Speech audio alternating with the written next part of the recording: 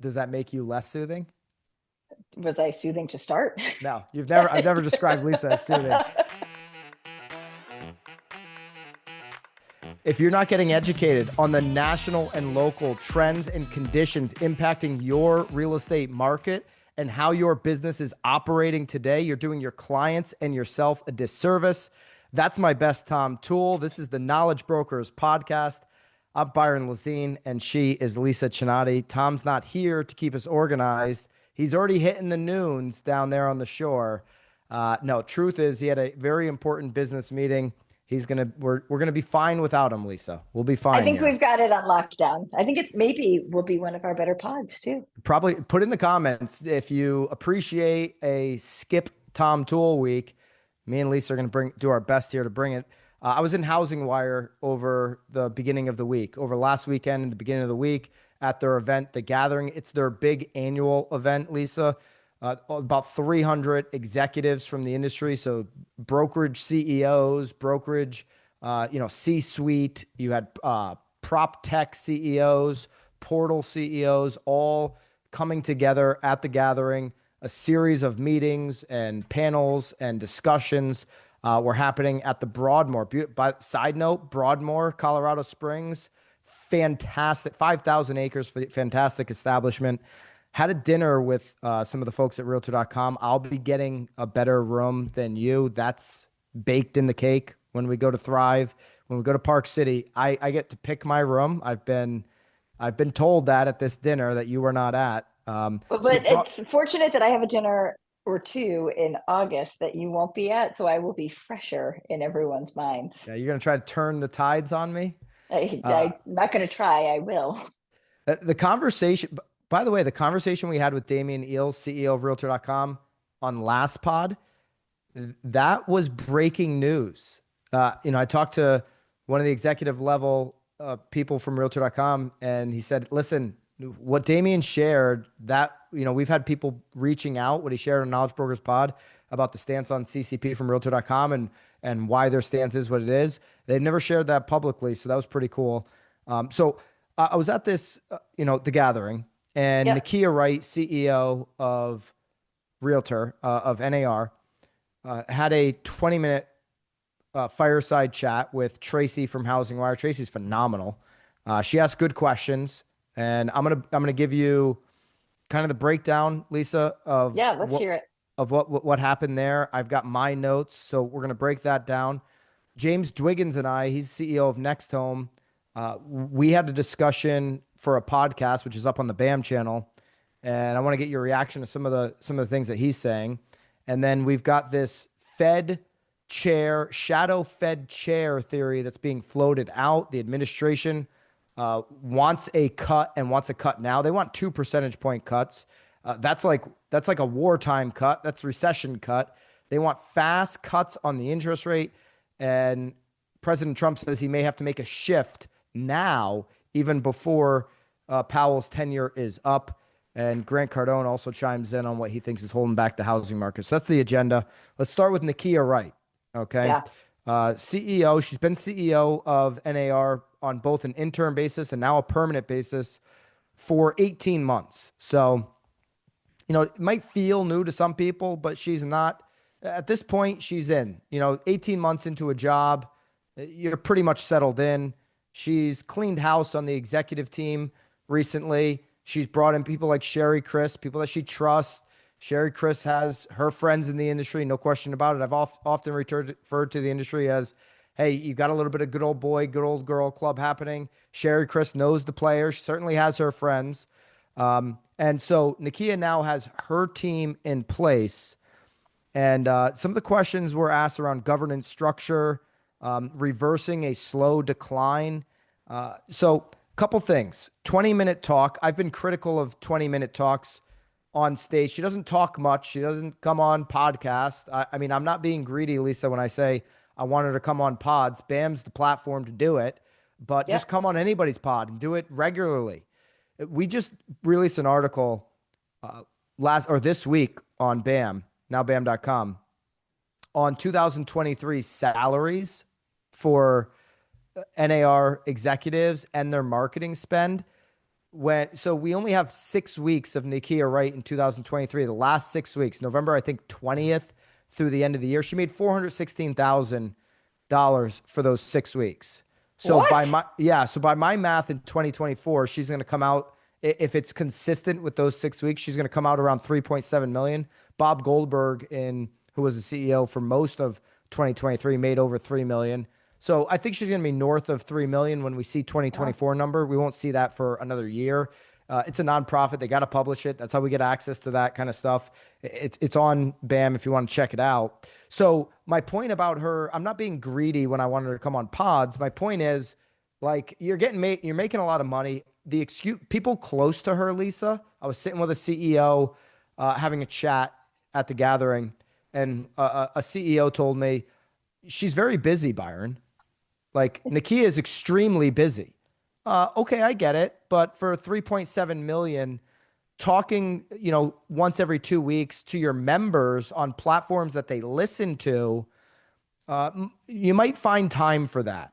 Okay, declining membership, mistrust in big organizations. Scott Jennings, CNN, was at the mid-year, the same mid-year that you were at. I don't know if you guys had tea or anything, Lisa, but he said on stage, listen, there's mistrust in these big associations, in big media. So go on the platforms, run the plays that work. One of Yep. those plays is go on the platforms of the pods that really matter.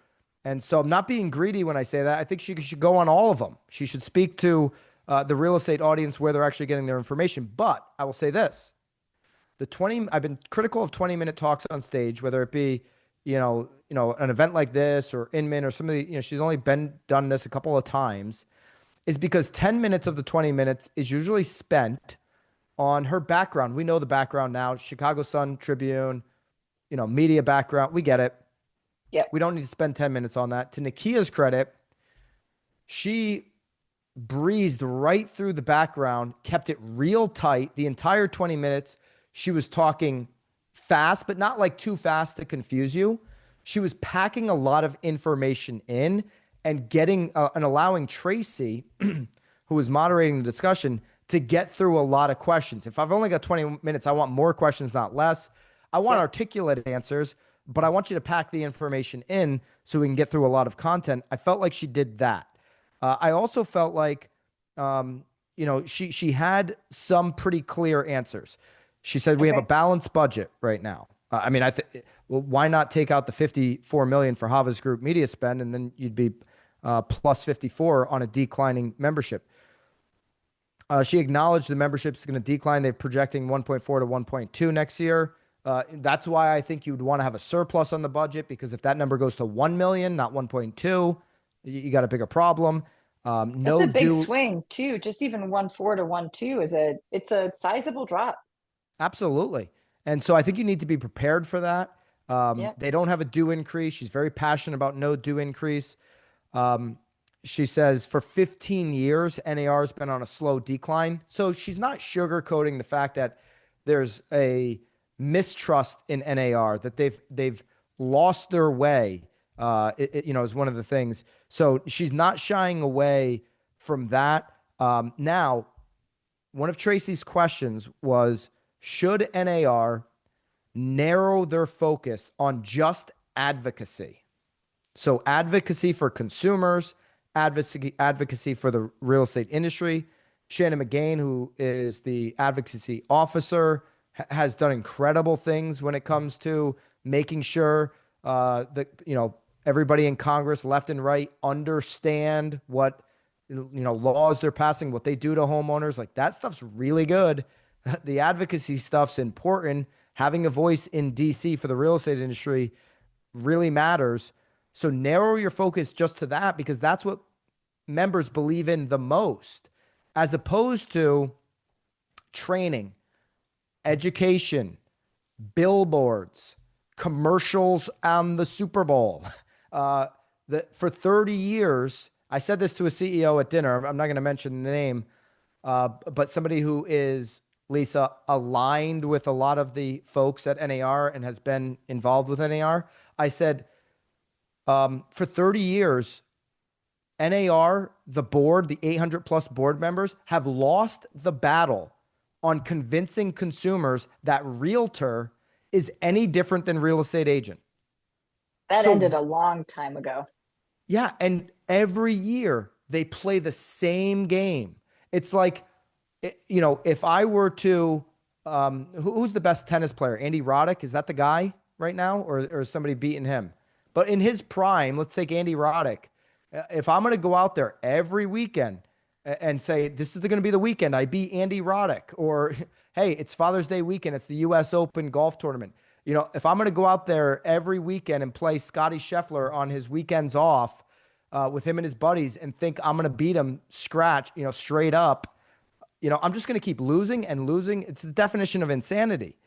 Continuing to try to convince consumers something that they don't believe in and never will is a losing battle. So she asked her if, just narrow the focus to advocacy. What do you think about that? Her answer was no, Lisa. We need to be the base camp for the entire industry. It's important that we bring you, the member, to the next transaction. And with that, we need to be a leader in education. We don't want it to be on the broker's shoulders. Lisa, I know brokers like yourself are doing phenomenal in training. What's your take on that one? So that was one of the biggest things that I kind of picked up on it as well. I was reading the notes from her talk, and one of the noteworthy things that I pulled out was that she said that when they polled their membership, that based on surveys, realtors also wanted education, events, and research. And I think you're right. I don't think NAR is the place for education. And I've been saying that for years and years and years. I think they've lost track of what it is to stay ahead in the industry. Dare I say, how many times have you attended an educational event put on by your local association, Byron? I mean, over 15 years, I've done it, handful of times. When I do go, it's the same, it's a little social club. It's the Yep. same people. It's not, you find that the rising stars are getting their information somewhere else because a lot of the Yep. information at the locals are outdated. They're not applicable to growing, scaling, operating. And that's exactly where I was going to go. Like, if you think about it, right? Like, the folks that are doing big things and staying on the cutting edge, for whatever reason, I don't think that they're nearly as involved with NAR as they are with other organizations. I think back to, all the years that you and I have been involved with Tom Ferry, where there's been a lot more talk about effective marketing given what's shaking out, not just in the industry, but like societally, right? And you don't see NAR putting out content about teaching agents to leverage the power of social media, Google, even like the little things like Google My Business. I don't think it's possible. The other side of it, thinking about it, they're a national organization. I don't think that they can give agents the tools. Think about, you're still down in Naples for another day or two. Think about the difference shaking out in the Florida market versus what's shaking out up here in the Northeast. Hmm. There's not one set of education that's going to be applicable to both sets of agents. And I don't think that they've got the skill in their, I don't want to say membership, but that leadership like area that would be delivering the training to be able to deliver that across the board. And that's Yeah. one of the things. Go ahead. No, she said that realtors want education, events, and research based on these surveys. I think they want all of that. The research, we're sitting at Housing Wire, and Housing Wire's got better research than NAR. They just do. So Everybody yeah, does. Like, I I mean, mean, think about it. Think about all the people that we've had on this podcast, right? Like, that have crazy good realtor.com, research. Logan Motoshami, right? Like, you can go through all the different Danielle folks. Hale, Lance Mhm. Lambert. I mean, Yep. just hitting some of the, when Lance comes on or Logan comes on or Danielle Hale comes on, we link up their research in these pods. Listening to this pod, you can find more relevant links to research than you can from what you're getting from NAR. Events, yeah, agents love events. I've been to an NAR event. You've been now to mid-year. When I look at what some of the cutting edge agents and team leaders and brokers are doing, it's, they may go to that to network, but if they're looking to move their business forward, it's happening in other rooms across the country. And then education. I mean, why is BAMX It's subscription based. That's the world we live in. It's relevant. It's people who are doing it. So yeah, agents want it. They just don't want their dues going towards mediocre, subpar education, and that's ultimately what you get. But Nakia says, "quote We are working on putting all of that together, and I don't think that many people in this room know all that we could be capable of." I like that she acknowledged they lost their way, but she's sticking to this theory. And listen, I'm gonna say something here that I don't think a lot of people realize. Kevin Sears told me when I did the interview with him, he's the president of the association. So he deals with the agent side. Nakia deals with the business side. She could, you know, I believe she could do this. She could say Hava's Media Group running commercials and ads about what it's like to be a realtor. We're canceling that, $50 million saved. But on the flip side, that board of 800 members, which is insane. Think about how many average brains are on a board of 800 members. Think about how many below average humans may be on that board. I'm not saying it's the case. I'm saying it's a possibility. You get 800. You're not going to have, I want like the 8 or 9 brightest minds I can put together. I mean, I don't want average brains on my board. Okay. If I'm, Lisa, if you and I are going to business and we've got some new product we're going to bring to market and we got to put a board together, you're going to go find 800 people. Yeah. Well, I mean, I, think about EOS principles. That's where I always go, business side of it, right? Think about your quarterly. I don't know if your integrator says this or your implementer says this, but every time you pass 7 people in the room, you add an hour onto the meeting just to accomplish the bare minimum. why in her, view, NAR lost its way 15 years ago. It's been on a slow decline. Why? Well, you got 800 people making decisions. So to be fair to Nakia Wright, she could cut the budget tomorrow on Havas. Mhm. But if 401 of the 800 think that that's a bad idea, they could call a vote and remove her. So she does have to kind of walk this line of like, I could potentially get removed, or they could try to stop me from making these business decisions. She's handcuffed by a group that's bigger than Congress. And we see, Congress's inability to figure bills out all the time. So she says that NAR's biggest underrated strength right now is its ability to listen. I think it's underrated because, I think it's properly rated is the thing. I don't think it's underrated at all. Their ability to listen. You can't just have your key hires speaking to brokers. Half of the brokers that you're speaking to aren't close to the customer, to the agent. Get Mhm. on things like this, and let's have a real discussion here and get closer to the agent. She said that she's had conversations with 49 of the 51 brokerages left out of the NAR settlement. And it wasn't lack of trying, she said from the stage, on those other two. Basically, the other two are flipping the bird saying, hey, we're not having that conversation.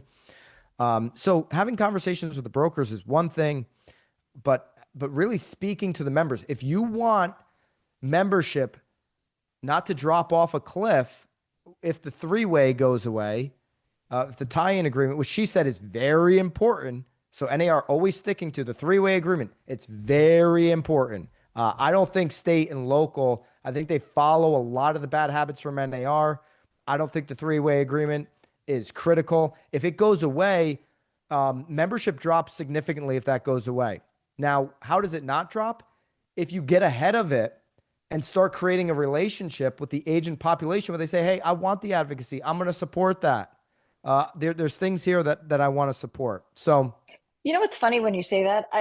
I think, and I think you're kind of saying it in the exact way, is that most agents feel like they're forced to join NAR because their broker has made the decision for them. And the big or the disconnect broker's is forced. fair. Yes, absolutely. Agree based on some of the states. But I think that that's the one thing that really needs to change is that they've got to work to get the buy-in of the individual agents as opposed to, and they've got to prove the value so that people want to be a part of it. And I think that that's part of how they affect change, right? If they want to be a part of it, they'll participate a little bit more, maybe engage a little bit more. But I think when people are forced into it, it's tough to get them to want to do anything.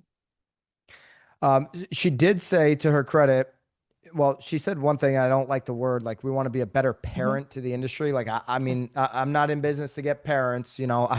I moved out of my house at 17 years old. I didn't even finish high school in my parents' house. Like, I'm not here to have a better parent. I got two. Um, God bless them. I love them both. I don't need a third parent. She did acknowledge, hey, it's important that we look at the size of governance structure. Yeah, well, we need to, and she said we need to examine who's making those decisions. That's the point. 800 people making a decision. It's a messy place to be.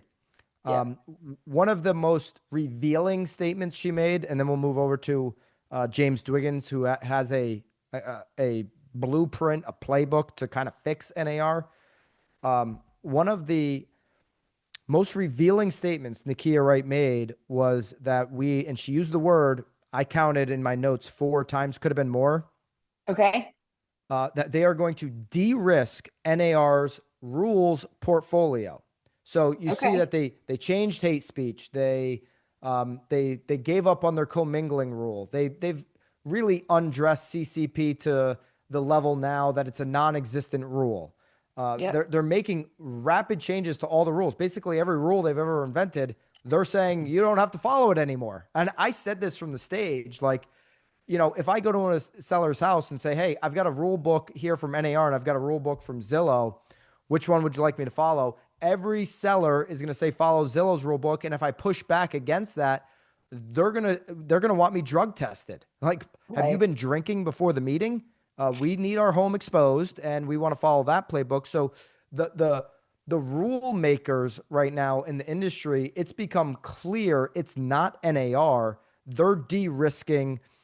She used the word multiple times. So if you're just so afraid of being sued and you're gonna de-risk everything to keep kind of the racket going here, then what is left? I think it's advocacy. I think if you're gonna de-risk all the rules, get rid of the rules, get rid of the baggage that the things we don't need, or lean into the great training that already exists in this industry, and then just be that great advocate. And with that, you could downsize this thing, uh, to levels that would seem shocking based on 800, but you could really kind of carve this thing down, make sense of it. You've got a CRM for your leads, great. But what about your clients? Leads are important. It's how we get clients, but clients are everything moving forward in our business.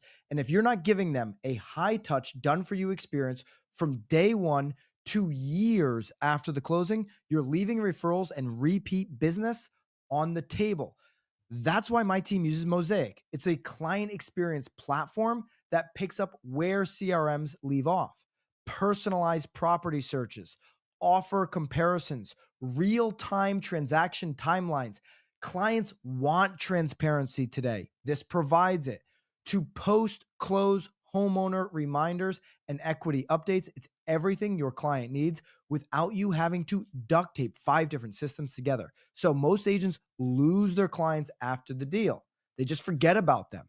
The client forgets about the agent. Mosaic helps you keep them, stay top of mind, and win the next deal before they even think about calling someone else. But Mosaic has limited availability in each market, and some are already full. So check out the link and just see if there's availability in your market. The link will provide you that information. If it's available for your market, check it out. Mosaic, link down below. And here we go. Let's move over to James Dwiggins. Yeah, there's a great segue. So I listened to the podcast before the pod that you did with James and had a The, great takeaway. Go the ahead. pod's flying around NAR. Lots of love. Um, so tell us, my favorite part was where he proposed a renaming of NAR or refocusing of NAR. So since you were in the conversation, let us have it. Like, that was one of the most powerful parts of the pod, I thought. Yeah, if you haven't listened to the pod, we'll link it up down below. You can listen to it after this. It's pretty short. It's 37 minutes. It's kind of an appetizer of more James Dwiggin, He's a super smart conversations. dude too. He's a He's super smart smart. guy. Lisa and I know him. We've spent time with him. We spent time with him at realtor.com Thrive over the last couple of years. And he always, when there's a conversation that is edging towards debate that's happening in the room, whether it be at one of these realtor.com events that we get to go to, Lisa's never shy. James is never shy. Like, if there's an opinion to be shared, James is right there with the Lisa Chinattis voicing the He's opinion. very calm about his sharing of opinions, though. I find he's soothing. Does that make you less soothing? Was I soothing to start? No, I've never described Lisa as soothing. So yeah, James is great. He's going to be coming on Knowledge Brokers over the summer. And I'm going to probably go on his pod, I think at the end of the summer.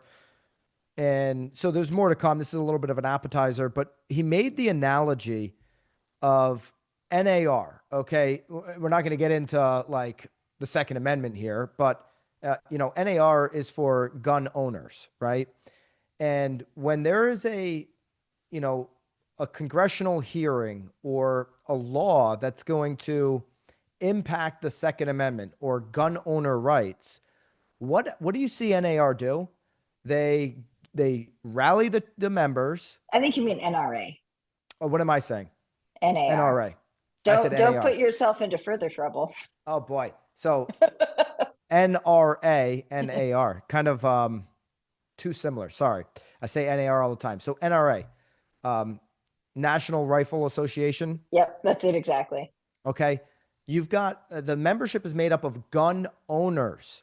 Right. When laws are going to change that impact their rights, you see, donate $1, donate 3, donate 5. Our lobbyists are going to go in to DC, move some people around here, get people to, be on the side of the Second Amendment, and we're going to impact decisions. He says, hey, how about National Homeowners Association? Okay. Where agents are part of it, but homeowners are the ones saying, hey, we're going to chip in here. He calls it the most powerful organization in America. Politicians wouldn't be able to mess with us. And you get home if everything's about the customer, everything's about the consumer, and you want to get the customer and the consumer's rights represented, bring them into the association. There isn't going to be a customer. There isn't going to be a homeowner that's okay with 800 board members that are realtors. Okay. They're just not going to be okay with that. They're going to want the best, the brightest minds. They're going to want people that can get stuff done. And so I'm like, man, you've thought this out. Number one, James, he said to me in the room, he goes like, NAR isn't going to like what I'm saying. And he's somebody who, listen, he knows the CEO at NAR. He knows the executive team. He's kind of like, he's critical at times, but he's also kind of in some of those discussions. They look to him as an industry voice and an industry leader. You know what's fascinating too, just for context, to put it on, is he was one of the, I think it was 52 brokerages not covered by the settlement too, if my memory is correct, right? So he's got every reason to be very anti-NAR for being excluded from that settlement, which I think lends some, I've never heard him be super negative on NAR in any way, shape, or form. So I think that that's super important to note is in fact, he's been one of the biggest advocates. He was out of the gates strong when the settlement came out on trying to help agents understand, how to deal with co-broke compensate. Like it doesn't exist, all of that kind of stuff. He was a leader where NAR wasn't putting out any recommendations on how to deal with the settlement. He's been a huge advocate of CCP. He's debated Mauricio on stage on CCP. He's gone after Revkin on his beliefs on CCP, which CCP is a NAR rule that was invented in 2019. So a lot of the things he says aligns with what NAR wants to see.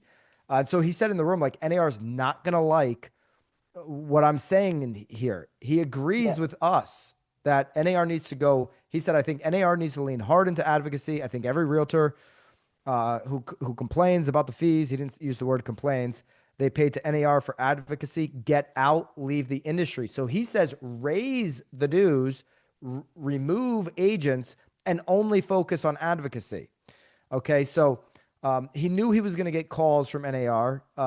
Somebody told me he did get some calls, maybe lots of calls from NAR after this podcast went out. But he doesn't think, he agrees with us. NAR does not need to do education. I like that a lot. Yeah. So there's one other part of the pod I want to ask you about, Lisa. But anything else stick out to you that you wanted to comment on? No, that, Okay. nope, go for How it. about the beginning of our discussion? So on me and James also I moderated a panel for Housing Wire. James was on the panel. I think Linda O is in your market. I think she's in Massachusetts, broker from Leading Edge or something like that. Linda Oh, O. They call her yeah, Linda O. Her last name starts with an yes, O. She correct. was Yep. her bio says sassy. I said, Linda, you are sassy. That's how I introduced her. So she was on the panel, and then Craig McClelland, guy's been involved in a whole bunch. He's been involved in Dot Loop exit. He's been involved in the Op City exit to Realtor.com. He's been involved in Zip Realty. Been involved in a lot, and as a Better Homes and Garden grew some of their brokerages. Anyways, that was the panel that I was moderating, and James and I kind of got into it a little bit about this offer of compensation. Now, James said you offer zero and you put everything, hey, figure it out in the deal. Put it what you need in the offer. And you and I and Tom and Sharon and many others across the industry all are in alignment that basically that's the strategy. Hey, Mhm. um, you know, it's irrelevant what I'm offering. If I'm just offering zero, just put what you need in. We'll negotiate it from there. It's Yep. really irrelevant for agents to ask listing agents what the offer is. It doesn't matter. Put it into the offer, negotiate it from there. Now, I said to him on the stage, I said, well, we also now have close to a year of data. And one of the things we see is that using that strategy, agents in markets tend to come in around the same number on their comp. Okay. There's differences for sure. This whole thing of like, I'm not saying there's a standard comp. There's not. There is an Is there an average comp average? because it's just a bunch of numbers. It's simple addition divided by how many deals, and that's an average. Okay. Everything is an average. So it's not a standard, it's an average.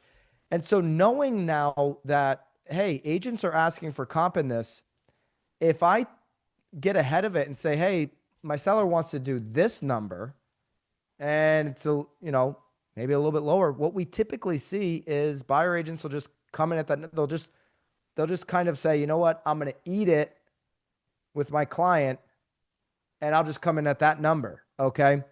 To me, if everything you're doing to say, hey, we're not offering anything is the fiduciary responsibility to your client, well, saving them money is your fiduciary responsibility.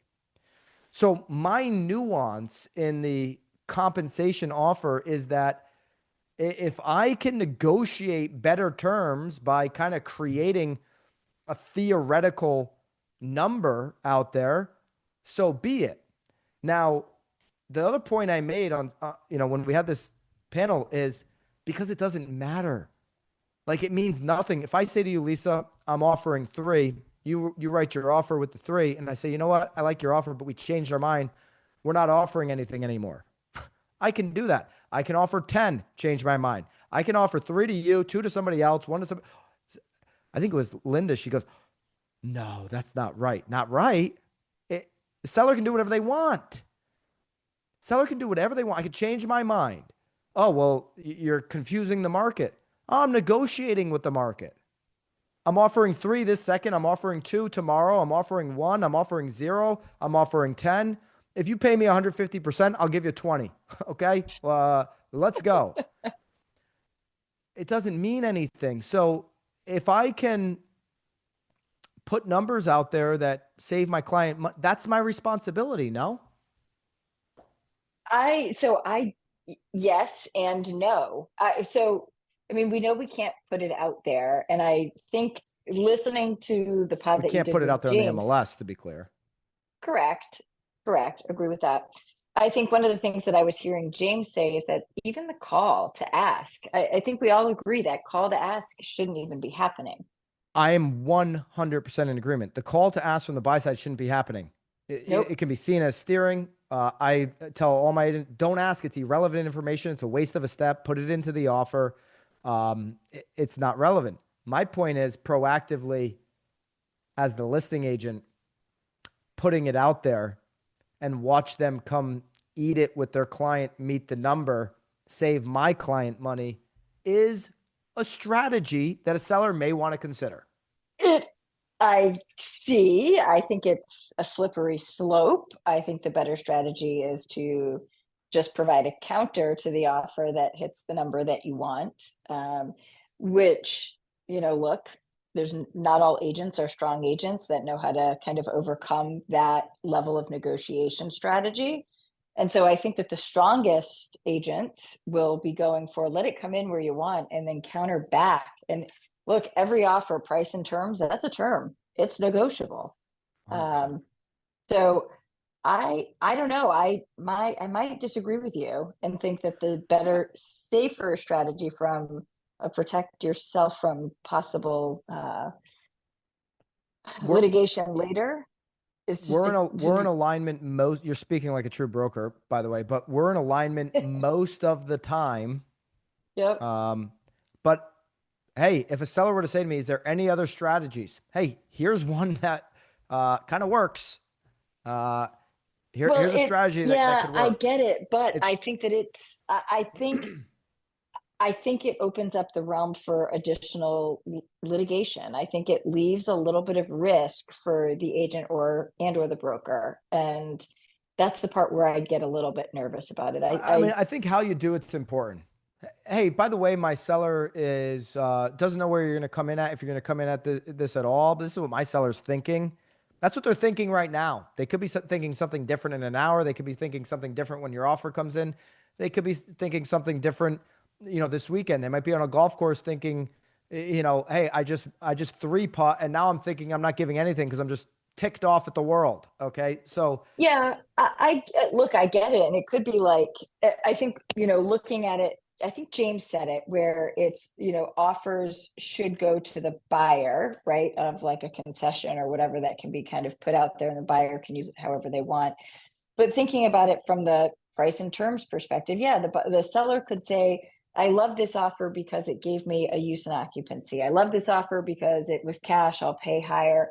I don't know. I know you're smart. I often agree with you on a lot of things. This one, I'm on slippery slope side. yeah, and I think the better. I mean, if you want a playbook, the right. I mean, the to your point, Lisa, the playbook with no risk, the playbook that just is it's working. Is hey, just put everything into the offer. We'll negotiate it from there. It separates.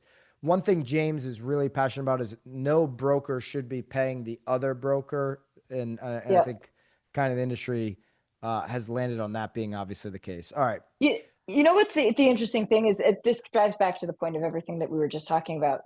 NAR isn't doing a good job educating, right? If NAR was giving agents the tools, the skills, and all of the training that they needed in order to navigate this and in order to That's know what true. to do, you and I wouldn't even be having this No, conversation. because But well, I mean, we're having this conversation just based on like we're in it. We're to be clear, we're both training our agents to put everything into the offer that you need. Like so, Mhm. we're all James. We're all on the. I have some nuanced differences that I've been thinking about, and obviously express them there and express them here. Of just trying, like, I'm going to do everything I can for my seller, best case scenario. If I'm thinking that way, there might be another way to think about it at times. Uh, Yeah. but but on the whole, we're all in the same place. Put everything into the offer, negotiate it from there. Here's the issue. To your point, NAR not educating. There are a lot of brokerages that don't know what to do with this, don't know what to say to their agents. James gets it. He's Yeah. in all 50 states. You get it. When Sharon was day to day, he get Leo. I got to talk to him. He gets it. So there's a lot of mid-size. There's some that don't, to I guess to NAR's point, they don't invest in training, so they think they're going to fill the gap. Well, they haven't. It's been a year and you haven't filled the gap on this because your own members are confused. Yeah, it's not even the mid-size, it's the smalls. It's the smalls, though. I don't know. It's across the board. Like the big ones can't It's educate every agent that they've uh, got. The small ones don't have the resources. It's it's the problematic. local brick and mortars that are anywhere and everywhere. Okay, it's all over. I didn't Right. use anywhere on purpose, by the way. All I was right. just gonna say, is there another another jab coming? No, it's listen, a lot of those offices are there's a great office. I'm just saying it, the brick and mortar managers, some of them just don't even they don't get it. All right. Trump wants to get Powell out. Not going to happen. Supreme Court has already said can't do that. I mean, that it's not an official ruling, but they put it out there in notes like, hey, you appointed him. You're stuck with him. You got another Right. year with Jerome Powell. He's not out until May 2026. Yep. There's a theory that CNBC picked up this week that dates back to almost like quarter 1 of this year that Logan Motoshami, friend of the pod, got to meet him this week. He's fantastic. He loves the pod. He floated this out in quarter 1 that we may see a shadow Fed president if Jerome Powell doesn't start aligning with what the Trump administration wants. The administration wants lower rates. They want them now. We had great inflation data this week. CPI beat expectations, wholesale beat expectations. Everybody thought May was going to be the month that inflation blew up because it was the second full month after tariffs. Wasn't the case. The hard data suggests none of these partisan analysts get it. They don't understand tariffs. Nobody knew what was really going to happen until it played out. Second month in, it hasn't impacted inflation. In fact, inflation went down more than expected. Now Powell wants to wait and see if there's a longer term impact. Doesn't want to lower rates. Trump said he called him a numbskull this week. He said lower the rates. I guess that's the new nickname, numbskull Powell. Not my nickname. I'm just That's awesome. giving you the notes. Wants a 2 point cut. 2 points is too far. Oh That's man, like could you imagine? that's 100-year pandemic type of Yeah. reactions. That's recession reactions. That's way too far. Yeah. But one theory that Logan put out and now CNBC picked up on this week is this shadow Fed president. Here's the scenario. Trump doesn't want Powell, but can't get rid of him. So he nominates a individual now as, hey, in May of 26, this is going to be the next Fed chairman. It kind of undercuts Powell in the interim, the next 11 months, because this person has their narrative. Everybody asks them, what do you think about rates? And if they want to drop rates, that might start to change the way FOMC, which meets next week, starts to think, oh, maybe we should cut rates now. Or how about this, Lisa? The Treasury, the bond market just says, oh, this chairwoman is going to be cutting rates. They're already an advocate of it.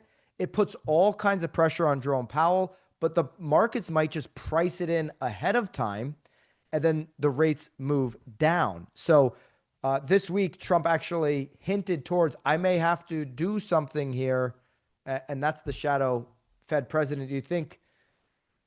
We don't know if this is going to happen, but do you think if you were in the shoes of the administration and you really wanted rates to go lower, because it helps small business, it helps real estate transactions.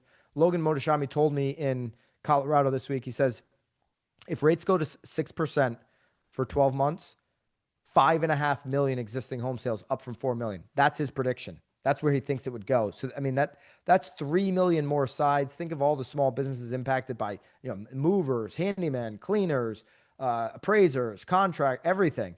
A huge boom if real estate goes to 5.5 million transactions. Small businesses get access to capital that they don't have right now.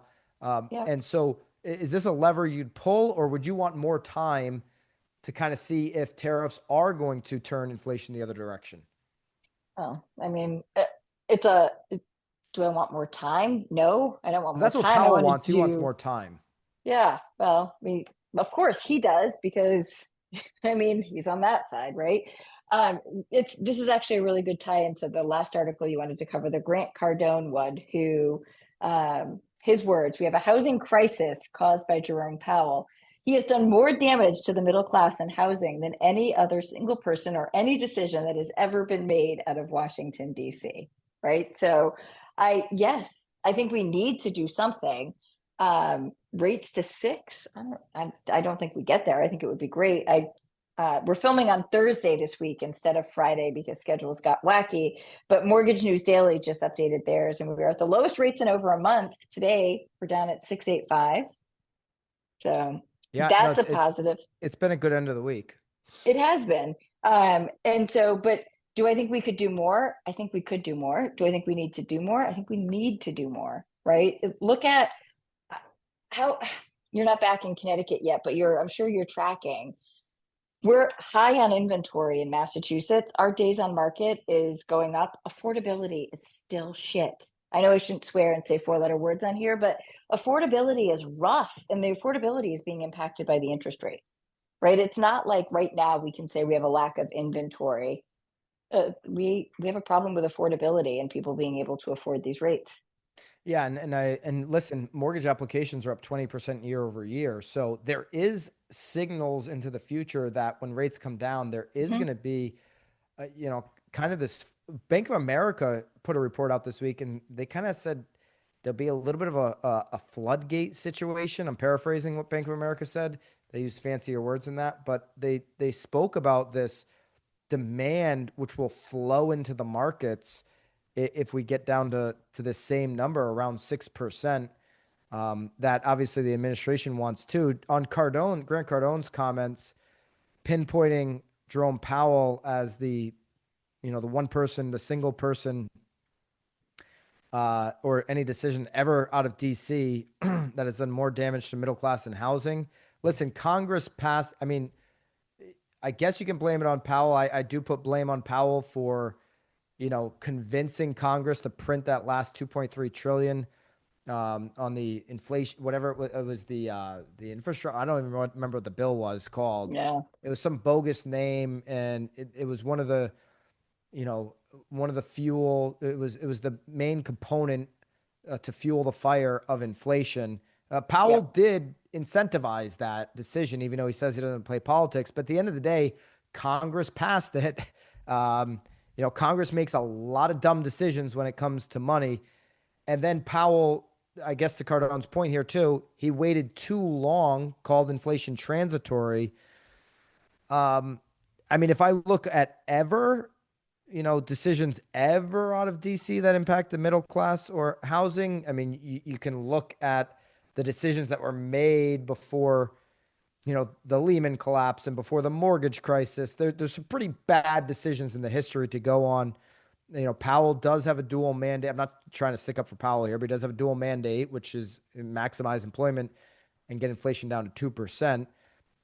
And it does appear he could be headed towards some type of soft landing, albeit weekly unemployment was up to 248,000 this week. Yeah, listen, I think Powell has a lot of blame to shoulder just based on, how much money COVID was clearly over. He bought into this idea and this theory that it wasn't over. And they printed more money than they needed to. That fueled inflation. And for that, it put real estate into a 3-year recession. I don't think we should do what the administration wants to do and cut 2 points or a full point at That would once. be nutty.